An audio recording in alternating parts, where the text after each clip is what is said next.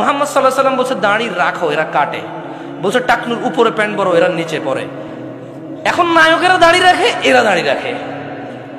আল্লাহ তাআলা বলছে হালাল খাও, এরা সবসময় হারামের প্রতি ঝুঁকে থাকে। ইসলাম যত কিছু আদেশ করছে, মুসলমানদের বর্তমানে কাজ হয়ে গেছে সবকিছুর বিরুদ্ধাচরণ করা।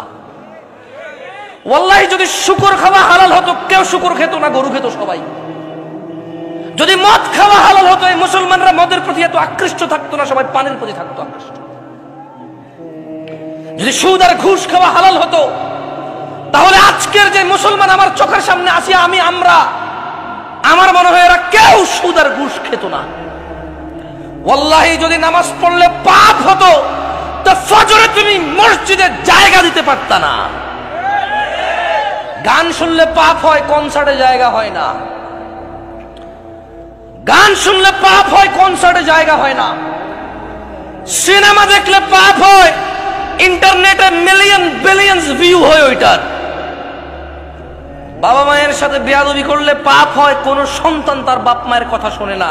একটা সামান্য মেম্বার, ইউনিয়ন মেম্বার, ও বেটা এখন 2 লাখ টাকা খরচ করলে হওয়া যায় কি? আগের যুগ আছে সম্মান হতো। আমি রাজনীতি বক্তব্য দিচ্ছি না, ফ্যাক্ট বলতেছি, নিজের উপরে নিয়েন না কেউ। আমি রাজনীতি বুঝি কম, তাই বলি না। আমার শত্রু বানায় শুধু শুধু নিজের শত্রু বাড়ায়েন না। আমি নিরীহ মানুষ, মনে আপনার কষ্ট যাবে শুধু, বাস।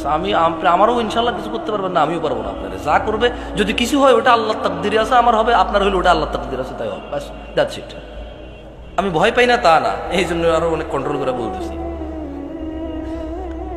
তো এই জন্য দেখবেন বাবা মায়ের অবহেলা।